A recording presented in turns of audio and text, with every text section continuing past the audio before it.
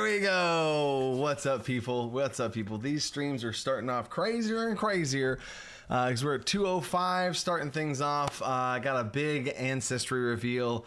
Going to showcase some art, showcase some lore, a little bit of a lore dump from the people that have been wanting lore for a while. I owe you guys, and there will be a pre and post follow-up to this announcement of lore to kind of get y'all's taste buds going. So what's up, people? I see a lot of familiar faces in the chat. We got Pocket Dimension and TNT Tori here showing up. I see y'all.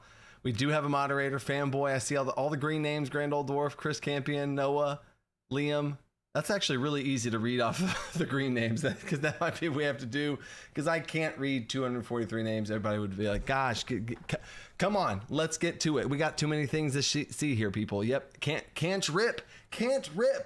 Love that name, Can't Rip, Can't, R.I.P., Cantrip. Genius, bro, genius. All right, anyway, Charlie Fire, what's up? Wheeler's here. I see all the names. Araxis gifted 5 Dungeon Coach memberships. Oh my gosh, appreciate it. Even more green names in the chat. Let's go. DK Blundy, let's go. Roll for Stealth. Nathan Burr, Malzor, and Glenn Finley got themselves some free swag there. I love it. Lore. Oh, I awakened all the lore goblins. Oh no. And speaking of goblins, y'all see what I did there?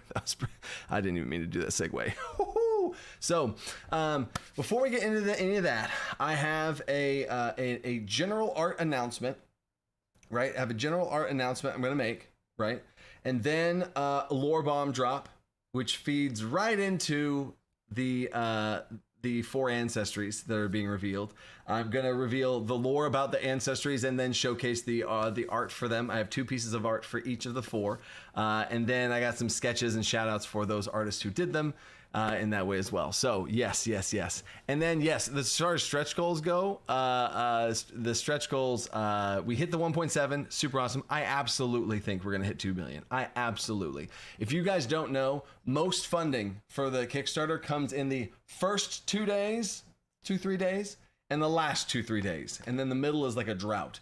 You guys got tricked this time because we didn't have a drought. Like, we went crazy the first 2-3 days, and then it like kept going at like 40-50K a day, which does not happen, y'all. It should have slowed way more down, right? So yeah, that was wild. And honestly, the slowdown I think would have kept going if D&D hadn't butted in and been like, oh, D&D 2024 5.5 60, whatever the heck it's called, and they did all their announcements and all that kind of stuff. But I'm not even going to talk about that. But the hype is building back up. I got some other things planned and some last minute Hail Marys, to use a coaching analogy, even though I'm not a big football person. But yeah, let's go. So that is the stealing the spotlight. They try to crash our party, guys, but we're gonna keep raving it up, right? Heck yeah. So yeah, we're gonna get those ancestries, y'all. We're getting them ancestries, okay? So, but we'll talk more about stretch goals and other things like that. I have a Kickstarter live stream also on Thursday in the middle of the day, hitting up different time slots. So there's that, right? So with all that out of the way, let's talk, okay? First of all, I need to put my little thing here. I'm going to clip this and probably put this on the DC20 official YouTube channel just to talk about this, because this is an important thing. So here we go. The Kickstarter is at one. You know what? Let's check live to see what it exactly is at. It is at one. It's kind of crazy even just stop and say this number. $1,731,000 with 16,000 backers. So, wow. So anyway, there's that. But wait, where am I? Okay, there we go. Before I can even get started, Alfred Miller with a super chat. Also, I'm sorry, I got carried away with just wanting to tell you guys stuff. Alfred's setting it up right. I forgot. Yes, live stream goal. If we hit halfway through the goal, I give away a $75 gift card for some Die Hard dice. Die Hard Dice are the people who are making the DC20 dice. I was just talking to Chris over at Die Hard Dice today about some different possibilities with dice. I'm going to be doing some polls and some other things because we have some options for these custom dice.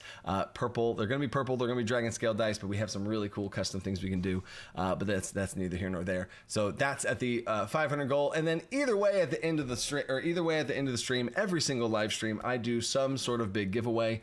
And last week, what I did is I gave away a free add on to somebody's tier, whether that be digital stuff you want, whether that be physical stuff you want. And last week, KC, I think the abbreviations was KC or CK, they won, and they chose a full set of metal purple dragon dice, $80 value added to their cart for free. So I'm making it rain here in the giveaway, although making it rain with metal purple dragon dice would be very painful. So I apologize for the pain that's inflicted there. So T and Tori, what are you doing?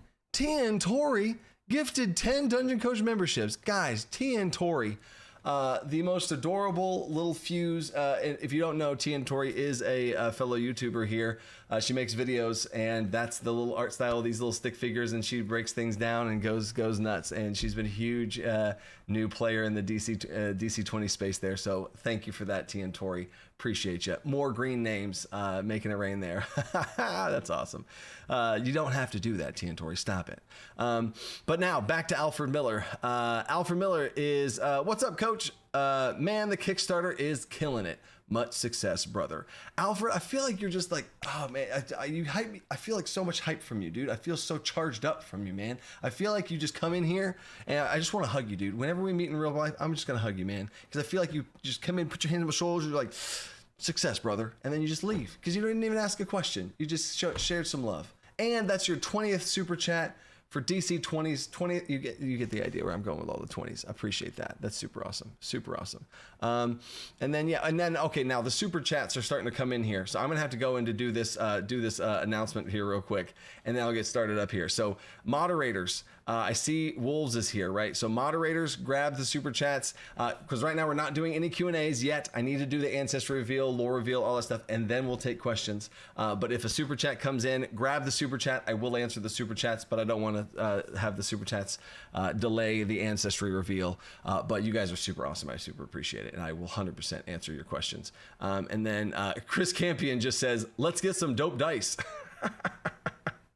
And then Robert McCutcheon, Robert McCutcheon says, "Money." That's all Robert says.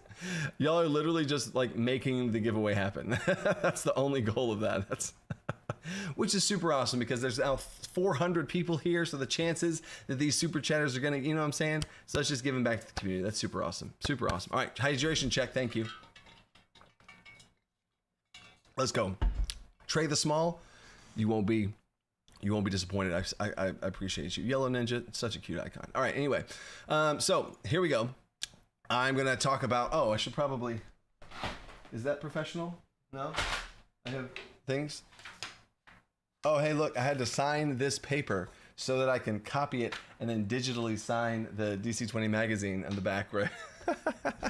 That's funny. I froze. We're good? Okay. Amazing chat. Oh yeah, I mean the chat is wild, man. It's wild. Hawk and Sparrow, first time super chat, doesn't even say anything. Hawk and Sparrow. Everybody in the chat, look out for Hawk and Sparrow to see if Hawk and Sparrow said something if they accidentally did that. But thank you, Hawk and Sparrow, just for a straight up super chat, a $20 super chat, which I think might have been just in honor of DC20. You get the idea. All right, cool. Whatever I did, fixed it. Okay, cool. We're good. All right, now here we go. All right. This is the, yeah.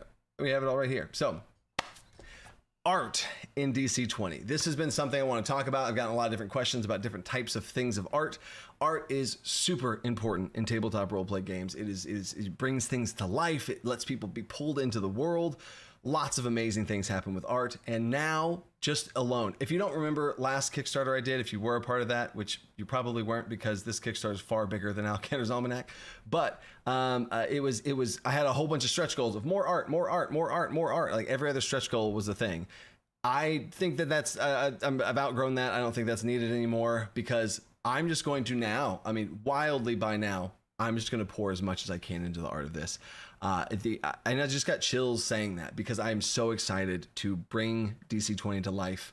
The rules, bring the mechanics. I want to see like a heavy hit and somebody being like knocked back into a wall and smashed in. Like I want to bring it all to life. All sorts of characters, all the subclasses. Like I want to see every subclass of DC20 have a full page situation where it's like boom, boom, boom, all three subclasses. You see, like I love the art of this. I think it's super important, right? So the first big thing with art is every single piece of art is going to be drawn by a human being that's bringing the art to life by a real life person, right?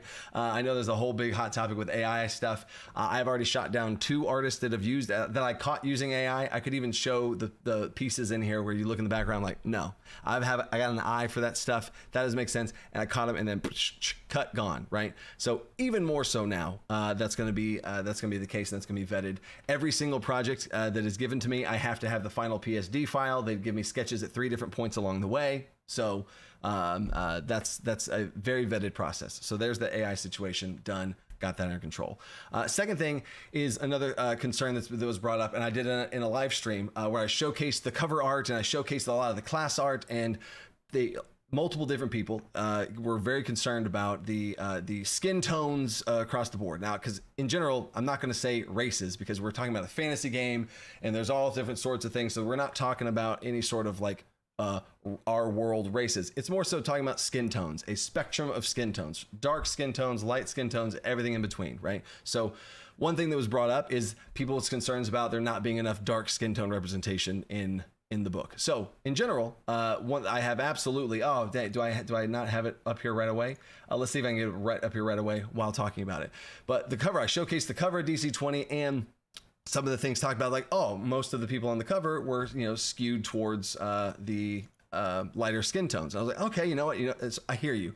Good, solid feedback. Because I do want everyone to be able to see themselves in DC20, be pulled into the world, like I just talked about. Art pulls you into the game, and if you can see part of yourself in the game, then that's huge, right? So here is, and actually I can pull it up right here. Look at this. Look at this multitasking going on. Boom. So if you notice in all this, one of the things that was talked about is, you have this super fair skinned. Originally, this is technically an elemental born, but they're not in the core rulebook, so there's that.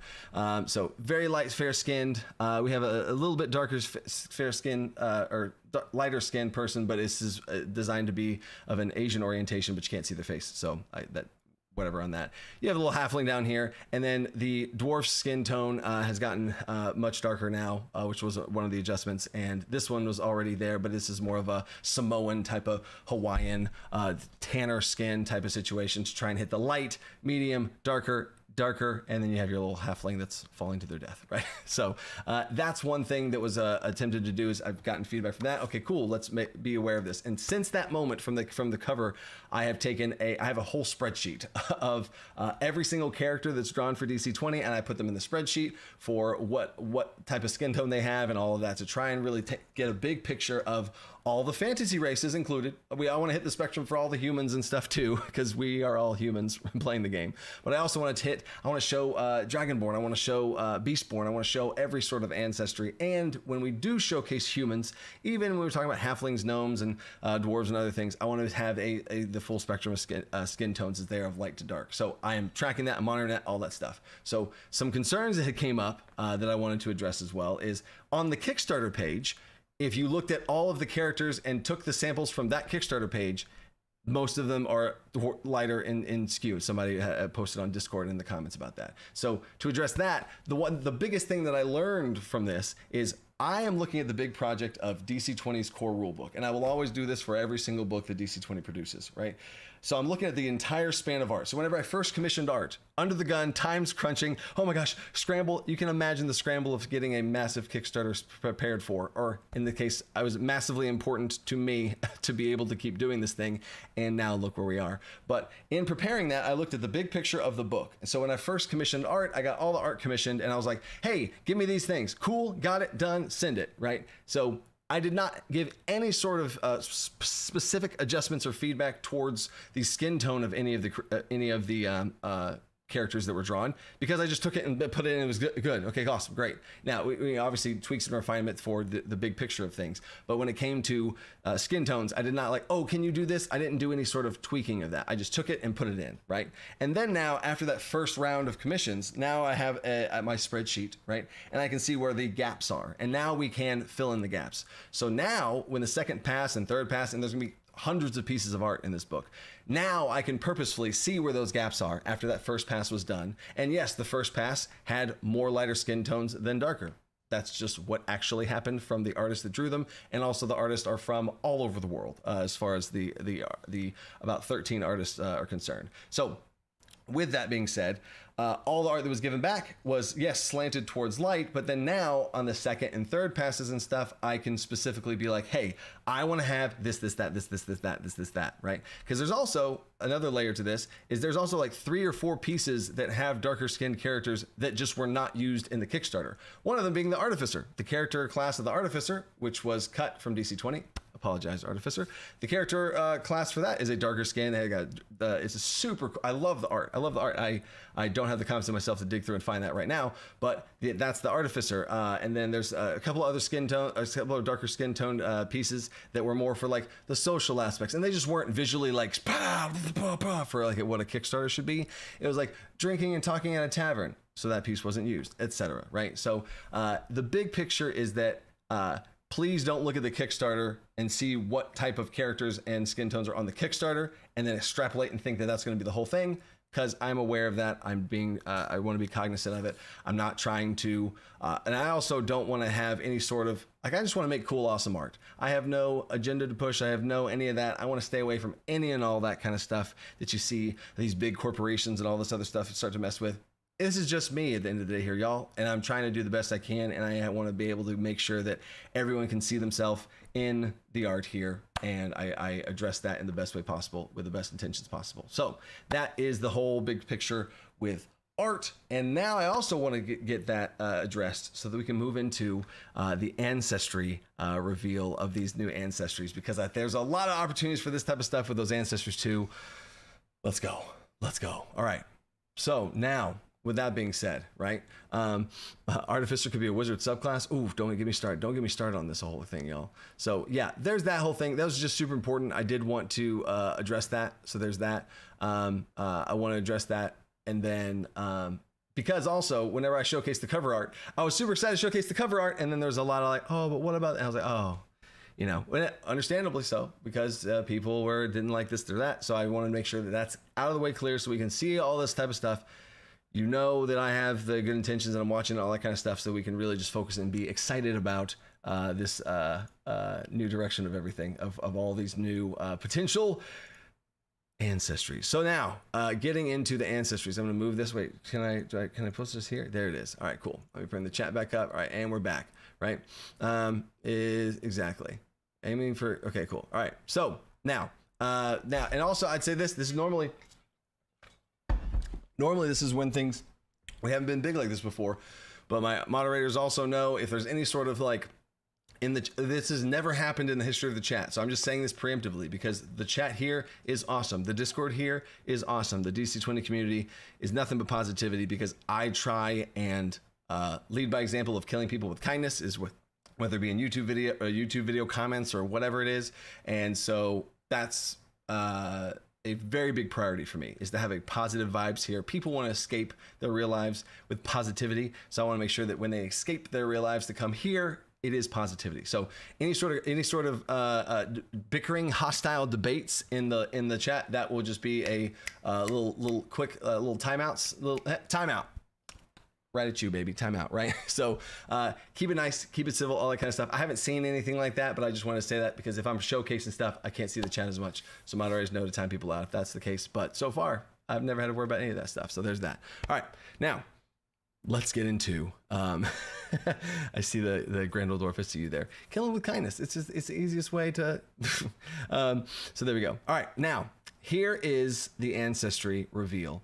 We got a little lore bomb here, people. I got my notes in front of me for this lore bomb. So sit back, relax, and let's take a little bit of a dive into the first time ever to some DC20 lore. Yes, lore, right? What would DC do? Wow, Chris, thank you for that. So I'm gonna turn off all this. I'm gonna literally like.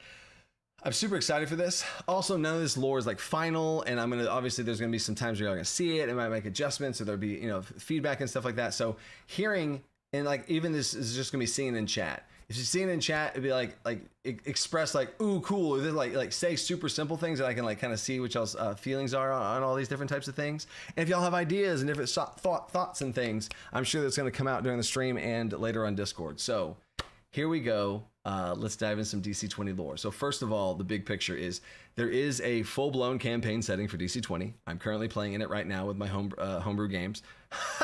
Homebrew. That's so weird because I can't homebrew DC20 because I'm just kidding. I can. There's gonna be official rules, and you get the idea. But in my official, it sounds weird, DC20 campaign, we have a map already made for the entire world. There's the conflicts happening in the world. There's characters in the. Oh man, it's so exciting, and that is going to be bigger and bigger live stream reveals for down the road. Also, the third Kickstarter is going to be the campaign setting for DC20. All of that stuff, right?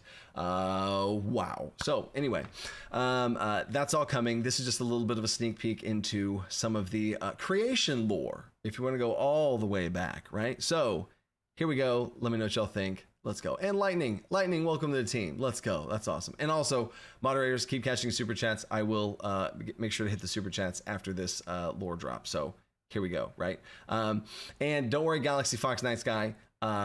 All, like, I know I said third Kickstarter, so 3 years, 2 years down the road, whatever. There's gonna be a ton of stuff released to patrons as we go. So if y'all there's gonna be plenty of things released in that. If y'all want to start playing in the world and getting some certain things, there'll be things before the hardcover launch, if you know what I'm saying. So anyway, here we go. Hydration check. Okay. In fact, I'm gonna turn off all the overlays because we're just in it, y'all. We're in the lore. Here we go. We start off with the lore of the gods, right? Now, specifically about the lore of the gods and all this other kind of stuff, that's going to be at a later time. So I'm going to keep a little bit of a veil over that. So I'm not going to talk about all the way to full-blown creation situation. We're gonna fast forward to the world. It's established in some way. It's not established at the point of where the technical start of the world is, because how DC20 campaign setting is going to be as well is there's going to be a point in time where in general the campaign starts, or most campaigns would start, but you absolutely can rewind at different points in time, and there'll be little pockets that you could play the campaign in, and that alone is super exciting. So we are not at the very, very beginning. We're fast forwarding just a little bit. And here we go. Each and every god has both a plane and a people. The plane is what they are bound to. Now, they're not bound. They didn't start off being bound to the plane. Whenever they first came into the world, right? When the god was first created. Now, there are prime gods that these gods I'm talking about came from, but these gods have a plane and a people, and they have a plane, and this plane is their plane of existence. And if you're familiar with the wheel and all the different planes of existence, basically each god has their own plane. When they were created, upon their creation, a plane of existence came into existence, and the ability for them to create a people. The people were created in their image, right? So each god has a plane of existence that they are tied to. And when I say that they're bound to, they weren't originally bound to that plane, but after the cataclysm, which is the stand-in word of what we're calling it, it's this big, massive cataclysmic event, right? That had to do with the gods. After the cataclysm, the gods were bound and shunted to their own dimensions, not allowed to enter the material plane, which also keeps that nice barrier between gods and the material plane, so the gods can't just come and mess everything up. You get the idea. So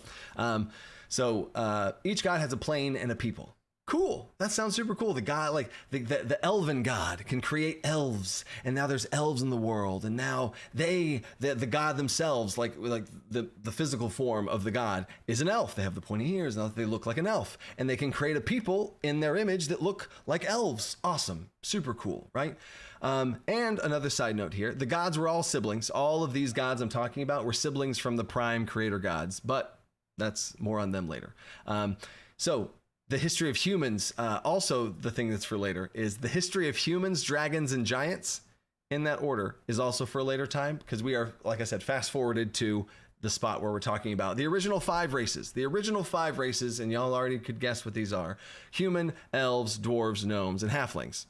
Of course, right? So this is where we kind of, the spot in the timeline that we're kind of entering in to talk about these 4 new ancestries. Technically 5 if you count Orc, which is already here, but we'll talk about them in a second. The timeline gods placements. Okay, cool. That's already talked about that. So then now every god, so like there's the elf god, the dwarf god, and the dwarven god has this, he's classically has all the doing dwarven things, and he can create a people. He has a people, and they look like dwarves, and all the world is rich, and there's all these different, fantasy races all intermixing and mingling, right? Awesome. Look at how awesome all that is. Now, here's where things get interesting, and here's where these 4 new ancestries enter into the play. There was a new god that was born. A new god came into existence, because during this time, there was more gods being born, essentially, coming into existence, more siblings, right? Changing with each birth of the sibling, changing the world a little bit. Each time a new god was born, right? So this new god was born, but something weird happened. Something strange happened during its birth. It was born with a plane, but not with a people. It didn't have the ability to create a people in their image, because maybe they were a changeling, and they can shift and change. And what is their original? Is this the origin of changelings? I've said too much. Anyway, this god was born without a people. Now all of his other siblings, they have a people. They can create all these. They're like, what the heck, man? This isn't fair. Tensions building, right? And again, this is before this cataclysmic event happened. This is all, everything's fine. Look at all these gods, all these siblings, right? This is pre-cataclysm, and this is also one of these types of events that lead towards the buildup of the sibling rivalry clash of the cataclysm. But anyway, so there's this guy that was born with a plane but without a people. Very upsetting. Everyone else, why not him? Why not him, right? So for now, this god will have a name and all this other kind of stuff, and domain and all that kind of stuff, right? I see the super chats, but I'm trying not to read them yet. I will come back to all of them. So for right now, we're going to call this the god of corruption, right? The god of corruption, and there's plenty of other words. The god of change, the god of jealousy, there's plenty of things that are going to be in this god's domain and all that kind of stuff. That is for a later time. We're going to call this the god of corruption now. But another huge, gigantic timeout. One big thing I want to talk about now, because if I start talking about some of these ancestries and the origins and stuff, I know people are going to get upset about this, because it's another hot button topic, because all the things that Wizards of the Coast has handled poorly, or other things in media and all this other type of stuff, is I do not want in the fantasy setting this god of corruption and the races that come from the god of corruption. They are not innately biologically evil. There is no evil races. That's not a thing. Orcs get a bad rap for this in the D&D history of things, where like, oh, orcs are bad and they all are evil and they all want to kill everyone. No, that's just not a thing, right? So there's that. To have some notes on this there. They are not biologically evil. This is a purely a product of choice by their ancestors. So their ancestors were given a choice that I'm about to get into here, and the choice that they made changed them. We can say corrupted them, but in some cases they got better, stronger, whatever, right? So they were changed by a choice they made. Their ancestors were changed by a choice they made to create a new ancestry, and they are just spawn and lineage back to that. They are not viewed as evil culturally either in the world of DC20. None of the races I'm about to say, all of the races, I have categorized these in my book as cursed races or corrupted races, right? They are not evil. They have no evil intentions. They aren't just culturally hated or anything like that. Literally all of the ancestors I'm about to say are just live amongst the people. They're absolutely fine. They are just part of society. Oh yeah, everything's known. There's not any sort of like, that one there from the corrupted, that means no. This was a long time ago in the past. Their ancestors made a choice when made a deal with a possibly corrupted god and maybe an evil god, and that choice was made, creating a new ancestry, and they're just part of that. They have no lingering evil things, right? So there's that, right? There's that out of the way. So none of the races I'm about to say are evil, right? They have a corrupted origin from this corrupted god that was trying to make deals and trying to have some maybe negative evil intentions or something, selfish intentions. But here we go. I digress. Back to the gods. So this god of corruption, he went to each group of the 5 ancestries and offered them gave them each an enticing offer, something to accept them, accept his offer as some sort of protection or safety that he offered them, right? So to start off with the most obvious one, and of the 5, remember, we have humans. I'll use my thumb here for the human because they're a little bit different than, you know, regular humans. You get the idea. So there's humans, elves, dwarfs, gnomes, and halflings. And this first one I'm going to talk about for humans, right? Humans were offered power to protect themselves instead of relying on others. They're the human race. They were, if anything, the humans in this world could possibly be at some point in time viewed or looked down on or saw it as different. And that comes in more so where the origin of humans were from. Technically, humans were the first race, first ancestry ever to come into existence in DC20, but that's another story for another time. So humans, they have the elves and dwarves and gnomes and halflings, and they all have a little bit, they're just a bit more magical than these humans. So this corrupted god came to the humans and said, what if they offer them power to protect themselves instead of relying on others? You are the small fry amongst all of these. Why don't you take this power? And then this group of humans accepted this offer from this corrupted god, and these humans turned into orcs. And that is where the origin of orcs come from in DC20. So humans are orcs, and they have been, I'm going to call it corrupted. They've been enhanced. They've been, they accepted this offer in this way, right? And also, if you're not familiar with something, Lord of the Rings lore, there's some things in Lord of the Rings where orcs are elves that have been tainted or corrupted in some way. Now, that process of creating orcs is far more evil, and then orcs are absolutely evil in Lord of the Rings and all that kind of stuff. So take that or leave it, right? But you get what I'm saying. And if you also notice in DC20, if you go to the ancestry section and you look at orcs and they have the cursed option, and that's what their 0-point trait is, that's why. If you also look at the similarities in some of the mechanics between orcs and humans, you might notice that they have a little bit harder to take down because humans have a special thing based on their lore that we'll again get into later. Humans are very hard to kill. They have death's door bonuses. Orcs have death's door bonuses. So maybe you'll see a little bit of, oh, wait a second. Interesting, right?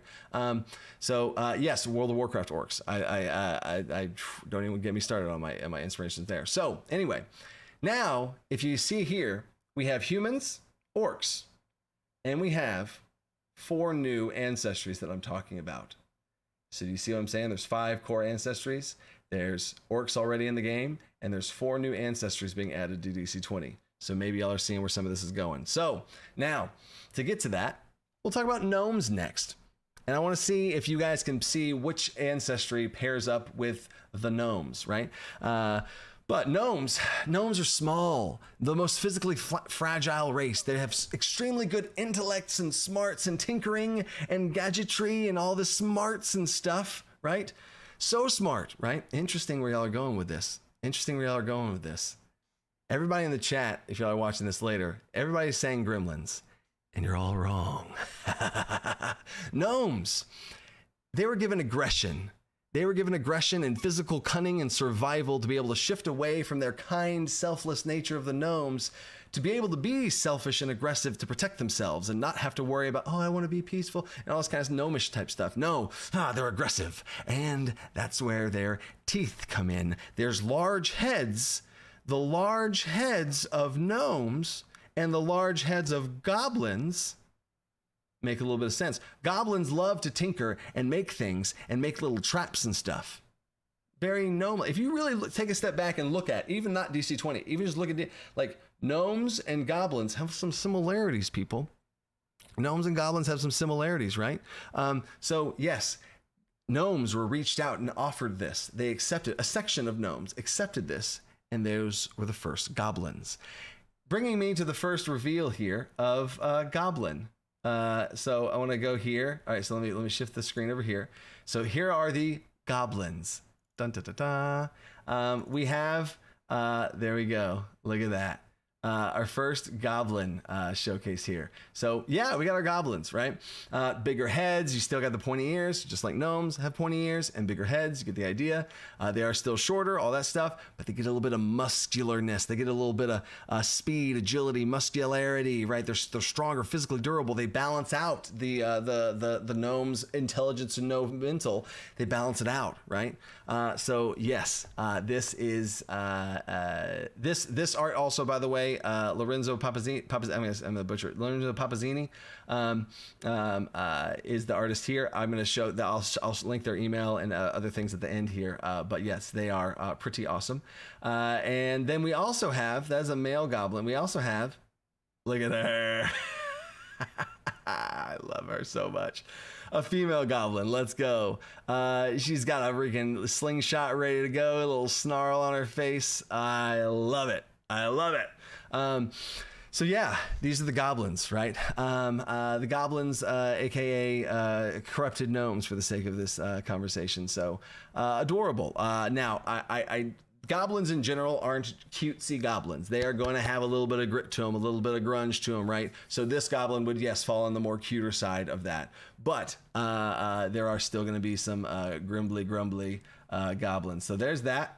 There's that. And then now let me kick it back over here. So now we've talked about, now we're here, right? So we have humans and orcs, right? And then we have gnomes and goblins, right? So now, here we go. Elves, right? Name, I wrote right now in the chat, name the most popular elf sub-race in D&D that people would probably really want to play. What type of elf sub-race is like, oh man, like I really want to play. Yeah, okay, there it is. The Flood of Drow. So I want to provide you guys the Shadowborn. This is, again, all of the, I want to also have a little disclaimer here. All of these something born names, that's just like their biological or scientific name. Shadowborn, Terraborn, Dragonborn, right? Beastborn. Those are their like scientific names. They will have actual names, for the record. They will have names, right? So that's like, y'all are all saying Drow. That's like the name, you know what I'm saying? So Shadowborn will have an actual name, right? If you don't like the name that I give, just call them Shadowborn. And if you don't like Shadowborn, call them that. You see what I'm saying, right? So anyway, the elves by this corrupted god. So again, we're here now, right? We're talking about the elves. So the elves were approached by this corrupted god, and he offered them safety. He offered them protection away from sight, out of sight, protection and being able to hide them in the shadows, merge with the shadows and stay hidden and secret and safe. Keep it secret, keep it safe, right? So he offered them protection to be able to hide and be able to stay alive in this crazy, terrible, nasty world. He offered this to them, and they accepted, and they became the Shadowborn. So now, kicking it back over here, right? The Shadowborn. Here is the Shadowborn. We have, right? Super sick Shadowborn. If you're familiar with some, maybe you're familiar with some things in World of Warcraft, the Void Elves and stuff like that. There's some inspiration there. So this is going to be, their skin tones here are going to be like purple, dark purple, grayish purple, black, charcoal gray, like that, everywhere from like black, gray, purple, like that whole situation. They are the Shadowborn, right? Their hair is going to also be black, gray, purple. So it's like different combinations of all of that, right? So this is the Shadowborn, right? Now that's the male Shadowborn, right? So here is the female Shadowborn. Super cool. And each of the artists, also the artist here, which I'll showcase as well. Her name's Anna DC. Literally, I'm not joking about that. Anna DC. What a perfect fit, right? Anna drew all of the female characters, and Lorenzo drew all the male characters. But dang, so cool. So cool. Love the armor, love the if there's any sort of elves from World of Warcraft vibe here too, so sue me, but absolutely love it. Super cool. Purple hair with like an ombre shift to white. Same type concept for them though. There is the Shadowborn. Oh, let's go. Right. So, and when we continue now down this ancestry path here. The dwarves, y'all. The dwarves were offered durability, stoutness, and durability to stay protected in this crazy world that's about to get crazy, and all the tension between the gods was rising. They need protection, and this corrupted god reached out to them. right? Oh, Snod's Gobbler, I see you. They were reached out. The dwarves were reached out to by the same corrupted guy, because now we're here. We're here now. We're pairing them up here. And now the dwarves were reached out to, and they wanted durability, protection, solid and durable like the earth itself. And here comes the Terraborn. The Terraborn now are a earthen people, and basically take dwarves and merge them with their underground. This is the underground race. This is the underground vibes, if you wanted, from the big picture. And I'm going to stop right here before I reveal the art form. Rock babies, yes. The big thing that I needed to showcase was a character that was underground. Duragar, thank you, Ruli. Duragar, Snebeflins, the deep gnomes or whatever they're called, right? The one gap in DC20, there was only one gap, and it was underground. There was no underground. There's another gap currently right now with a water situation, but that's going to be taken care of with a lot of the Beastborn, and that's also taken care of with the Elementalborn, which we'll get to them in a second. But anyway, so Ironforged dwarves, you'll see. So there was a gap in DC20 if somebody wanted to create a character, and y'all know how the ancestry system works and how intricate and how you can kind of mix and match things. I needed to represent a ancestry that is from an underground place, right? So if you wanted to make an elf and give it underground traits, you can do elf and Terraborn, and you'll be able to accomplish that underground feel, right? So without further ado, I show you the Terraborn. These are we'll show the male first. The Terraborn. For the record, this is him. It's a barbarian type setup, and this is his armor, right? So he's wearing a rocky type armor right now, and I will show you other versions of the Terraborn that are wearing not rock armor, right? But yes, the crystal is actually, that's their hair. He has a mohawk of crystal. That is his skin that is coming. That is his another cool thing, and I want to showcase this. You might notice some crystal protrusions coming out of his shoulder, elbows, and also, side note, there is another one on his knee. Well, if you didn't know this, whenever they move their joints, right? Whenever they move their joints, you know, in mountains and tectonic plates, whenever they push together, and when you push tectonic plates together, what forms whenever two tectonic plates are pushed together? Right? A mountain, a raised ridge of a crystal. So they have crystals on their joint, on where they move their joints, crystals form, right? So they have big crystalline joint capsules on their elbows, shoulders, from all the movement, and their kneecaps, right? And then their hair is literally crystals, right? That grow, and they have to literally like chisel, like they go to like a mining situation, and they get them carved off, right? So yes, and I'm the one thing on his skin is not as gravelly. That's the one thing that we still have somewhere, like you can see a little bit of rocky type situations going on here, right? But I love that look on his face too. Yeah, what's up? So yes, there we go. Super cool. And now I also want to showcase another way that their jewels and their crystals can manifest on themselves. This is and it's different from. It's almost like you'll see. Let me just show the female Terraborn. Love her, and if you look closely, she has marble skin, literally marble skin. If you look real closely, you can see the marbling on her skin. The thick braids of hair, basically like dreadlocks type of stone hair that's almost like a little bit more spongy, right?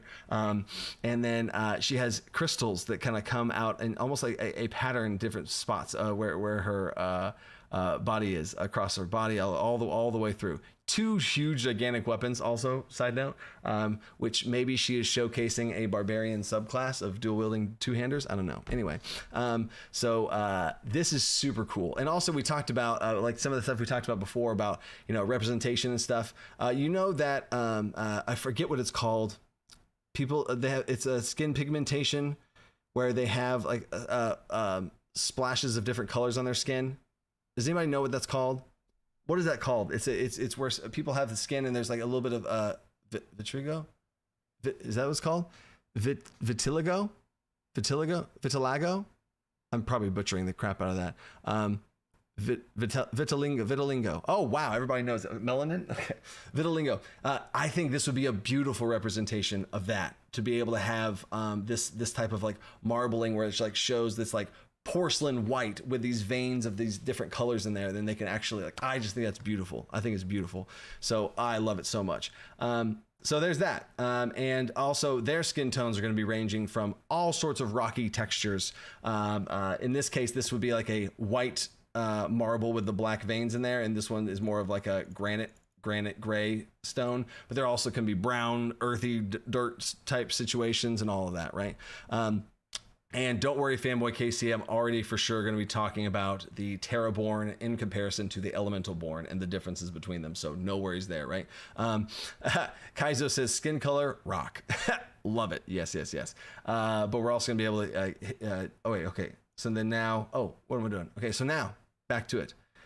There's one more ancestry here, people, that I, yes, have saved for last. And if we get the big picture here now, we have the 5 core races, and we have... Humans go to orcs. Humans have been corrupted and turned into orcs. Gnomes have been turned into goblins. Elves have been turned into Shadowborn. Dwarves have been turned into Terraborn. And now we have 2 more remaining. Yes, that's right, chat. The gremlins. So, halflings. What's halflings' vibe, y'all? Halflings just go out and explore nature. They just spread love and kindness. They're fearless. Fearless. Keep that in mind. Fearless. No fear, right? They have no fear. What are some of the opposites of this? And if a halfling is this nature lover, animal lover, what would happen if we took a halfling and corrupted them, right? What would happen to a halfling? Offered a connection back to Mother Nature, and Mother Nature also in the lore of DC20 is kind of a big deal as well, but that's another. Connection to the land and animals. They were offered even more connection to the land they love, to the animals that they love. The halflings live in nature. They live around people. They live in little hovels or whatever. They live side by side with animals. They're already hairy, right? Halflings already have hairy feet, hairy backs and stuff, crazy hair, crazy, you know what I'm saying? So what if we dialed up that animal in halflings and took that animal dial and dialed it up to 11 just a little bit, right? What if we took halflings and made them a bit more feral, right? So gremlins, this is me showing another thing that I'm not afraid to swing for the fences. I've never seen a gremlin. No, there's gremlins, and like these are not the little small, this big size gremlins. That's not what that is. But this is me taking a creative shot to think that this is a pretty cool thing. I think in the big picture, as far as the lore of DC20, I think that's a really cool connection. I think I'll get into the lore here because I don't want to delay the showcase here of the art, because I really love gremlins, but I love them even more with this art. A gremlin. Yes. Not quite beastborn, not quite halfling, but gremlin. Yeah, so we got the little bit of the ears get a little fluffy, the hair gets a little wild, we got the fur all over them, they got the little bit of claws come out. Yeah, baby. And thank you, Chris G. Bugbear, right? So yes, the way to play a bugbear in DC20 would be a giant born and a gremlin. Imagine that. There's your bugbear in DC20. If you want a bugbear, this is like a mini bugbear. You know what I'm saying? A slim hobgoblin. I see what you're saying. Party Howdy says, "Shut up and take my money." Oh wait, I already backed.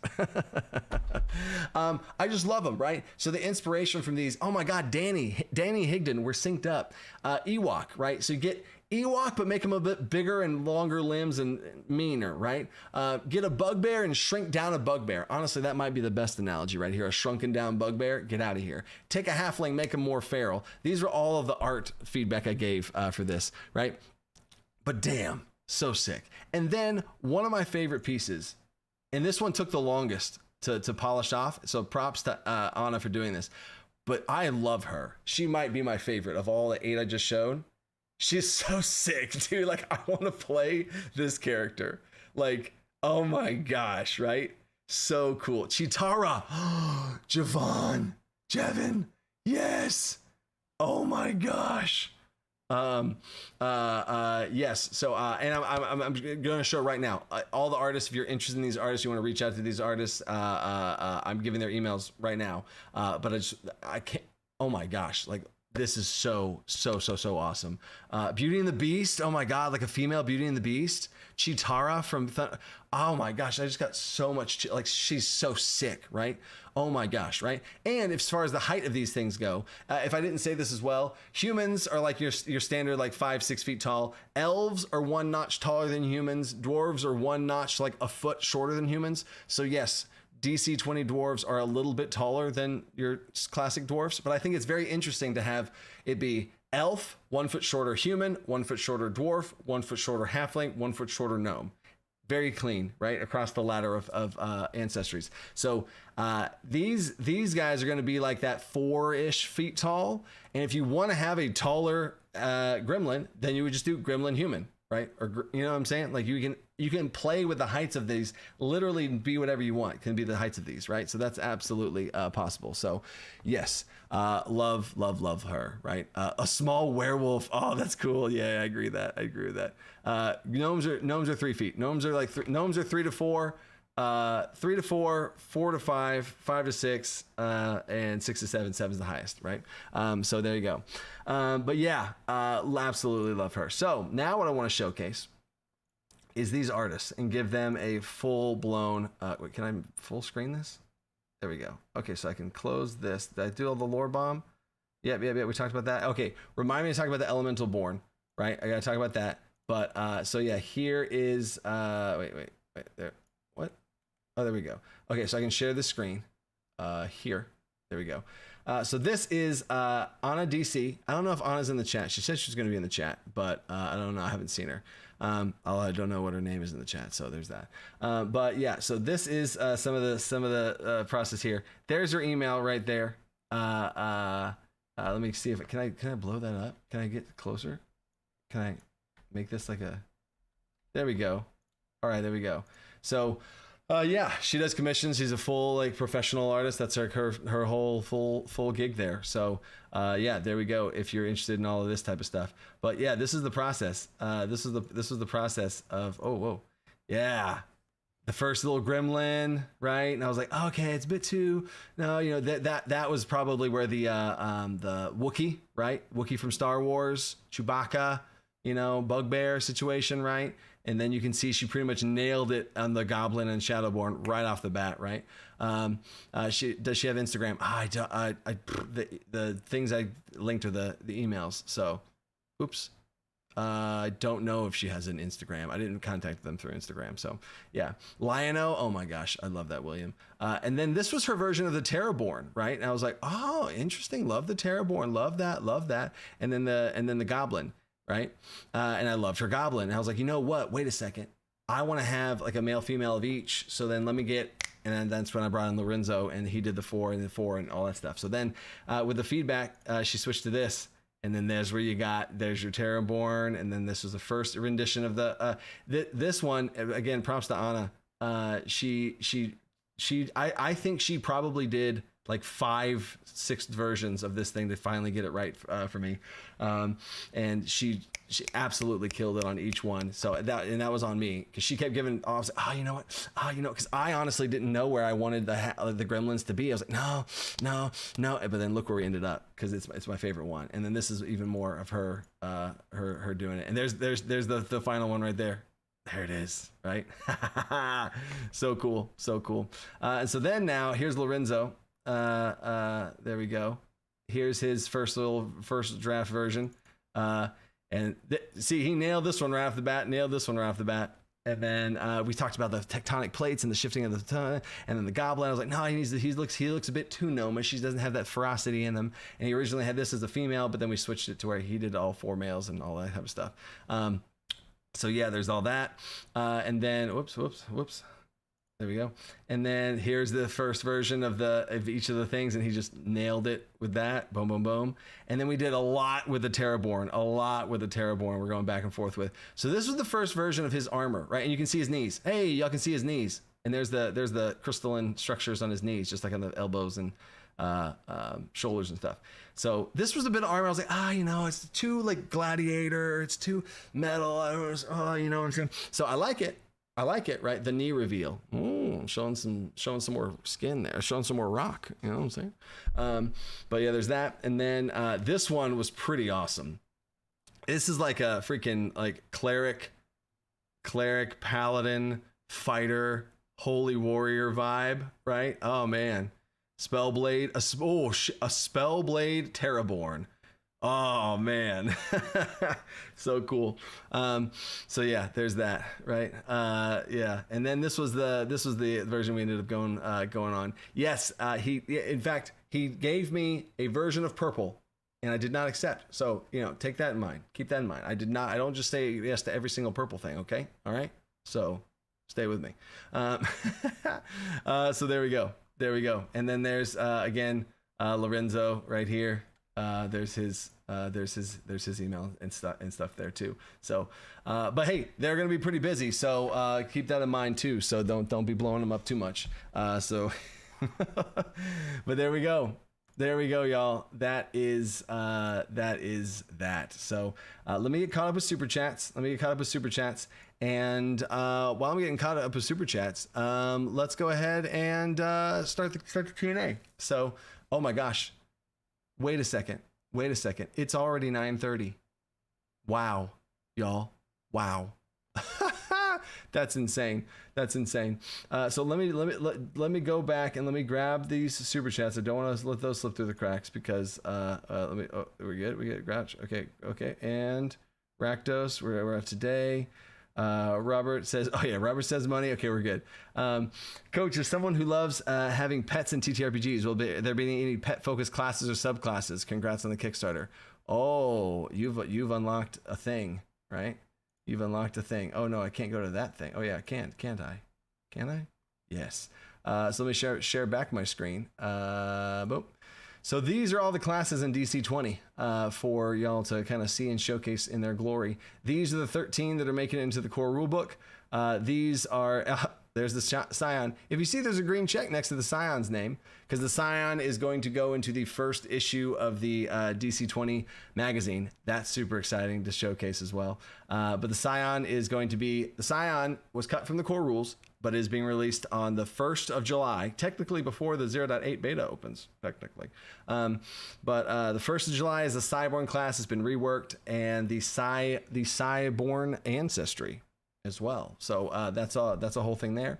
But if you notice here, Beast Tamer / Beastmaster is a class in DC20, full-blown class in DC20. So there you go. That hopefully that answers your question there. So heck yeah. And you know what? I could probably also show this. Let me see. Ancestries, DC20 art, images. If I can go, where would this be? It'd be DC20 magazine. And then there's the cover. There it is. All right. So let me see. You know what? I need to. Is this? Oh, why? Oh, that's the PDF. Oh, shoot. I'm accidentally showing you guys the PDF. Oh, shoot. Okay. Yeah, here's the PDF. DC20 magazine, Scion class, and Cyborn ancestry. Check it out. Welcome to the DC20 magazine. What's happening? Too much. But yeah, there's this. That is also the Cyborn. That is a Cyborn. If you're familiar with Protoss from StarCraft, there we go. It's like a bit more humanoid version of them. So there we go. Another ancestry to showcase. Hey, this also, Lorenzo drew this one as well. So there we go. And then Lily, the DC20 magazine, the volume 1 is, yes, only 6 pages. The DC20 magazine is not a gigantic resource at the beginning, because in general, you should want to have it be a giant resource, because the more time that I spend on a DC20 magazine, the less time that I spend making the game. So I think it would be disingenuous of me to or misplacing of priorities, right? If I were to be like, oh yeah, look at all this monthly content, and I'll eventually, you know what I'm saying? So right now, that's also why the DC20 magazine is at the $5 patron tier. Is at the entry level patron tier. Boom, bang, then there you go. And then it's going to have a bunch of stuff released. The first time you'll see stuff like the Artificer, first time is going to be in the DC20 magazine. You get the idea. I'll keep all the posts in Discord, and you'll be up to date with all the kind of what content's going to be in each DC20 magazine and stuff, right? So boom, there's that, and there's another Cyborn Ancestry. So got it. And that's going to be like the Gith Yankee, any sort of Mind Flayer type situation. If you want to start to have a player class there, boom, bang, they're going to have plenty of psionic situations. Corrupted Cyborn. Ooh, Silver Skull. I see where you're thinking. Oh, thank you, Star Wolf, Elemental Born, Malzor. Thank you for the hydration check. All right. And then, the Elemental Born. I forgot about the Elemental Born, right? So the difference between a Terraborn and an Elemental Born.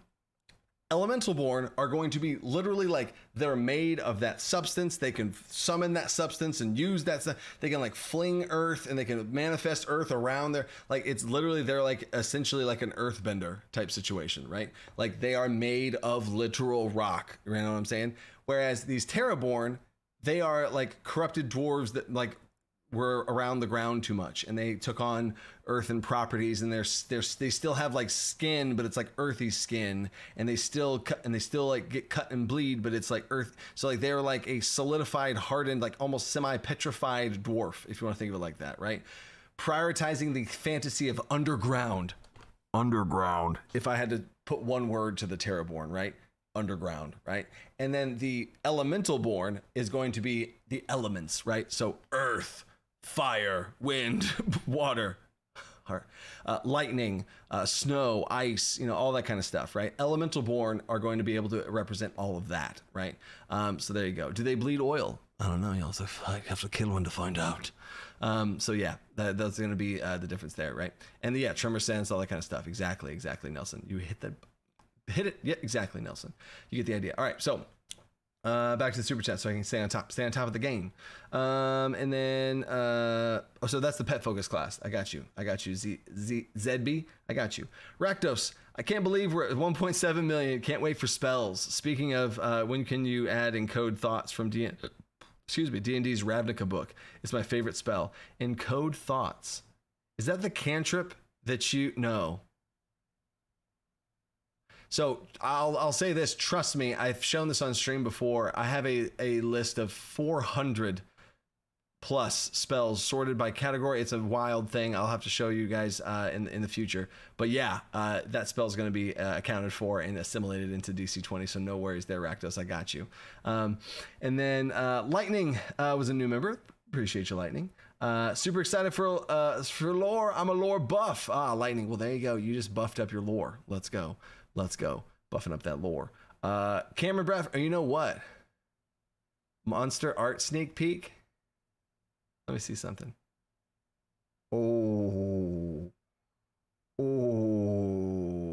that's gonna be next live stream. I'm gonna do that next live stream. Okay, I had to look at the release dates. Next live stream. Okay, next live stream, I am going to do a monster stat block showcase and showcase some new monsters for DC20, and I'm going to showcase the stat blocks for the first time. And yeah, so there we go. So I got you. You'll see your first monster stat blocks. So heck yeah. And then Cameron Bradford, been having a blast working on some homebrew ancestries, loving DC20. Thank you, Cameron. D King, Prime Gods. Oh, is that like 6+ or what are we talking about for their prime attribute? So I will say for the Prime Gods, there are 2. I will answer that question out of respect for the super chat, D King. Yeah, there are 2 Prime Gods. Technically 1 and then 2 and then. Whoop. So okay, I've said too much. Grouch, please don't be a boring kitchen sink. They're just to be in this setting somewhere. Make it unique and fun. Yeah. Like, and that's the other cool part is I'm excited to kind of expand on the culture of all these ancestries and where they are and what they do and it's just so cool to just build out all of that type of stuff. So yes. I'm gonna make it spicy and cool. I got you, Grouch. Don't be grouchy, Grouch. I got you. Sell super chat. Oh, my notification didn't go off. Late fee. Come on. You gotta set an alarm on your phone. What are you doing? Right? Cantrip, that'd be awesome if there was a freaking a magazine for all this stuff, or a comic book for DC20. That'd be cool. Trixieray. New member, what's up? Gizmo, let's go. I was waiting for the Gizmo. I saw a couple of Gizmos in the chat and I ignored them, but then I can't ignore Trixieray. Gizmo. Yep, there you go. You got your gremlins. Grouch with another super chat. Halflings need to have a mafia. Look out for the little guy and protecting their communities. Oh, yeah. That's super. The halfling mafia. Actually, you know what you say, if you go back and you watch the one shot that I did with the other YouTubers, the one shot, it was a halfling mob boss, was the guy. Then you talk like this. He was a halfling. So yes, I protect the little guy. Zadgard, thank you for the super chat. Would send more, but already spending all my dinner money on DC20. Zagard, you're good, dude. A $20 super chat, dude. That is a hefty super chat. Don't take away any more dinner money, dude. Save some food for yourself. Silver Skull, not sure if this has been asked, but what's the difference between a shaman and druid? They seem like they could be classes of a different subclass. Yeah, so shamans are, they do not shapeshift, right? Druids have the class fantasy of shapeshifting into creatures. They are connected to weather and nature as far as plants and all that kind of stuff. Shaman are connected to nature, yes, but instead of, okay, here we go. You know, there's three things. Druids are animals, weather, and nature. Shamans are nature, right? So I see the similarity. I see the overlap, right? But they are not animal and weather. They are elements and spirits, right? So shaman is nature, yes, but it's like the spirits and elements of all together, right? So there's going to be some World of Warcraft vibes with some totems and elements and stuff like that, right? If you're familiar with those types of shamans, but yeah, I got you. And then Vivi just sent a super chat. Thank you, Vivi. And then Crocodile, super chat. Love the weapon rework and vid. The weapon rework, that was a big one. Will magic weapons be similar to custom weapons, but with more points and options? That's honestly, Crocodile, that's a great little sneak peek I can give right now. Dungeon Masters are going to have so many tools in DC20, guys, to give magic items. You can give a magic item at the beginning of the game and just give it one more property. How simple of a magic item is that? You know what I mean? Or they go to a crafter. They go to a world-renowned blacksmith crafter, and they can make weapons with 3 properties instead of 2. So easy. Exactly. Right? And wait a second, you know what? I just got chills again, because what if we give a system out there and we just give out more weapon properties and assign point values to them, and it's build your own magic item system. Did I say too much? Right? There you go. I mean, it's just going to be so simple, y'all. It's going to be so simple. So heck yeah. And then we're going to see playable accessories. Wait, what? See a piece. Do I need to hear? What? Okay, focus. We're already in overtime. Wheeler with a super chat. Any idea as to how you and the team are going to create 88 subclasses and monsters for the legendary tier back? Oh, so yeah, there are 88 legendary tier backers, and the legendary tier backers get a subclass, a monster, or a bundle of magic items and stuff. And yeah, that's just going to be the process of going through that creation process. They're going to get reached out to immediately. Some of the subclasses they request for could possibly make it into be subclasses that end up being like, hey, you know what, this is one of the ones we're going to go with. So they're just going to be a part of that creation process. Also, the big disclaimer that I want to make sure the community knows too, 0 of the legendary tier backers, they are all going to be told your stuff, whatever you're asking for, might not go into anything, right? That's the if it's like some super niche thing that I just don't see a place in DC20 for it, I'm not going to put it anywhere, and only they will get it. And there you go, right? Now, also next level to that is, what if it's like, oh, you know, this is pretty cool. I don't think it's going to go into the core rules or the game master's guide or like the monster manual. I don't think it's going to go there. But you know what? Let's throw into the DC20 magazine. What a perfect cool thing for the DC20 magazine. Oh my God, how cool is that, right? Love it. Magic penguins are going to be in the DC20 magazine. So yeah, and then on the other end, if they propose and ask for something, there might be a scenario where they ask for something, and that's already something that I had. I'm like, oh my god, you want this? I was thinking this too. You know what? And then you know what I'm saying? So I mean, there's gonna be so many layers of just cool brainstorming there. So that's just gonna be super exciting. And then Snuffy, I love that name. Any plans for dungeon crawling rules? I've been looking at some old school rule sets. I like how they had rules for things like torch time and sniffing terrain, the future supplements. I don't want to give this away right now, but there is a full-blown dungeon system that involves tables, and you just create a dungeon on tables and it creates itself. It's super cool. There's some more things I want to take and do and run with it, but it's awesome. And I think it's going to be in the core rules, but it might not be, because it might make more sense for that to be in an advanced gameplay guide, because that's kind of like a Dungeon Master thing, right? Is to make that. So even the more I say it right now, it's probably going to be a Game Master's guide thing. But that's another perfect example of another DC20 magazine thing. And that's why it's so valuable. Because I can be like, oh man, I really want to give this to the people, but it doesn't make sense to put it in the core rules. I can put it in the DC20 magazine instead of having to wait a year or whatever, you know what I'm saying? So there's that. And then Vivi says, how do you balance monsters for DMs? CR sucks. CR does suck. Monsters will have levels. And you will see that next week. Monsters will have levels, just like players have levels. And if a level 1 monster fought a level 1 player, there you go. It's a showdown, baby. Let's go. And if you have 4 level 1 characters versus 4 level 1 enemies, that's a balanced encounter. How crazy is that? You know what I'm saying? And then there's going to be different categories of monsters where there are epic legendary monsters, apex monsters, and other things that they'll be able to have a system where you can have a level 1 apex monster. And that's basically saying, oh yeah, you want to have those 4 level 1 players fight a single big monster? It's a level 1, but it's an apex monster, baby. Watch out. You know what I'm saying? So literally you'll just be like, what level are my players? They're this level. Okay, cool. Sort by level of monster. There you go. You know what I'm saying? So it's going to be beautiful. So then the take on a level 4. Oh yeah. So that JP, I think what I just said answers your question there, JP. So yeah, a level, if you want to fight a level 4 monster, that's where you start to get scary, right? Apex penguin. You guys in these penguins, I keep seeing these penguins. Oh my God, they're everywhere. Oh my God, they're everywhere. I ignore the first couple, and I think my vision's like blurring to the penguins now at this point. Oh yeah, that's wild.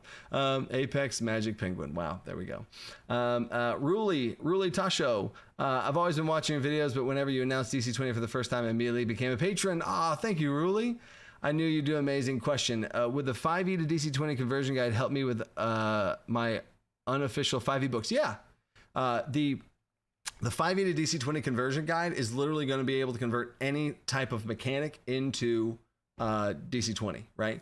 Especially if it's designed for 5th edition, right? Things like converting, advantage, converting modifiers, converting concepts. Hopefully, after you read the 5e to DC20 conversion guide, you would be able to be like, oh, I'm going to go to this monster that has this cool mechanic and just turn it into the DC20 version. Ta-da! Right? And next week, I'm telling y'all, next week after you see the monsters, you get it. You get it. Dorian Blake, super late fee. Thanks, Dorian. Thanks, Dorian, for your super late fee. Trixie Ray, again with a super chat. Nicole. Oh, Nicole. Oh, Nicole from last week. I see it, Nicole. I see Nicole. There we go. Their familiar name is now. I'm probably butchering your name still. Trixie Ray. Oh my God, the penguins are here. The penguins are flooding. The entire chat is now just penguins. In fact, Cameron Bradford got their message held because they did too many penguins. There we go. Okay. Oh my God. That's funny. And then we got Lightning. I don't know if you've heard of solo RPG rules, but it's utilizing tables or roles to play alone. Sounds lonely, but some of us, it's all some of us have. Also a kid's version. Remember, I'm gonna be a dad soon. Congrats again, Lightning. I do remember that. Yeah. So as far as solo roles, I think that'd be really interesting. It'd be totally something I would love to see be made. There's some content creators I've talked about this exact thing. I've seen this question be asked about solo TTRPGs. And it's definitely something I want to be able to put out there. And I think it's going to be a super easy thing to do, even almost like a board game. You can play two characters, and they each have action points. And it's just like if you've played a game like Pandemic or something, where you have the characters and their action points and they do stuff. So I mean, it's just super smooth. And then.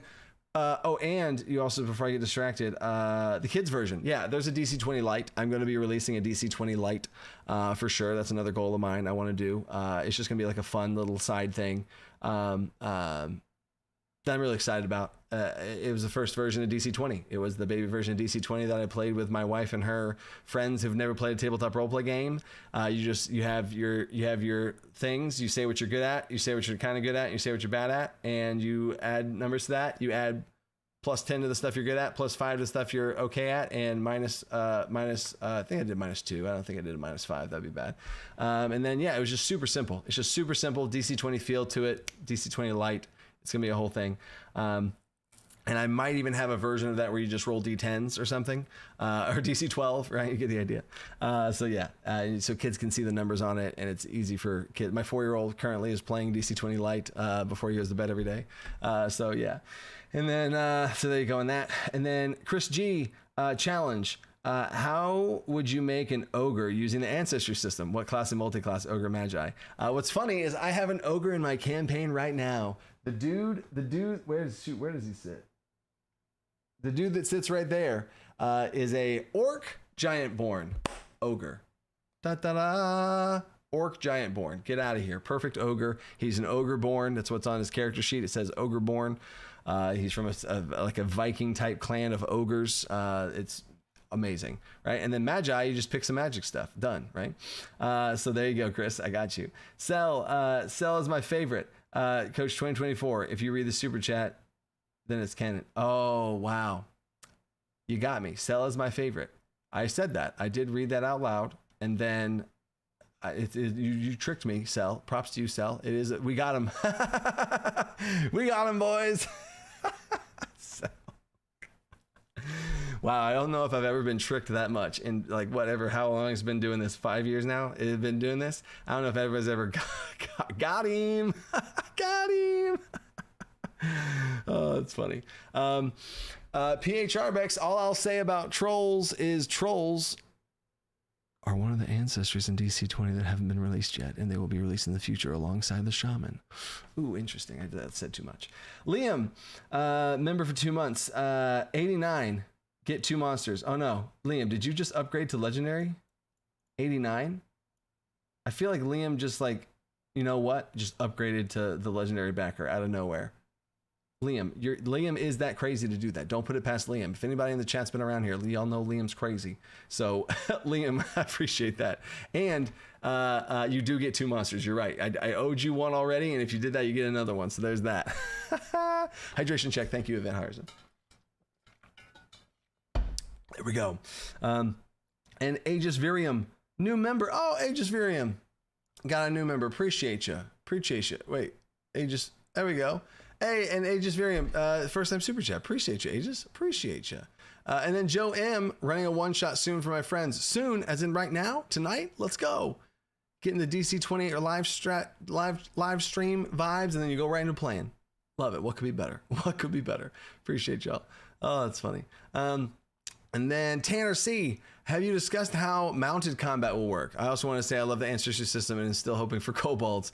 Thank you for you and your whole team and all the hard work you've done. I appreciate that, Tanner. Thank you for that.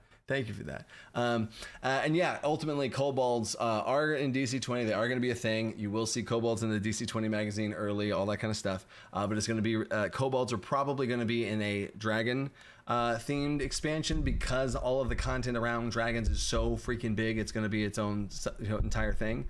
So there's that, right? Yeah, I see some theorizing about kobolds.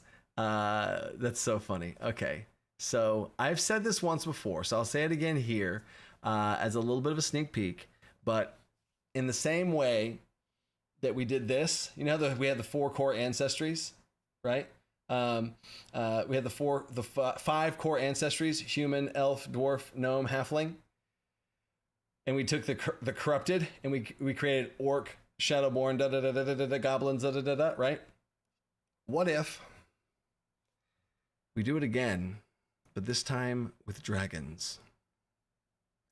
And humans and dragons create dragonborn. And if you look at dragonborn's mechanics and ancestry features, you might notice they also have one thing involving death's door, because dragonborns are connected to humans. And maybe kobolds are connected to gnomes, and that is another thing. And maybe the dragonborn that have wings, longer limbs, longer legs, maybe longer snouts, winged dragonborn, maybe those are from elves, and they're called something else. Maybe there's a thick, stocky dragonborn that have no tail, no wings. They're like crocodilian-looking dragonborn almost. They still breathe fire. They're still draconic ancestry, and they're connected to dwarfs. And then maybe we have a brand new version that is connected to halflings, just like you saw with the gremlin. So anyway, I might have just said way too much there as well, but there's that, right?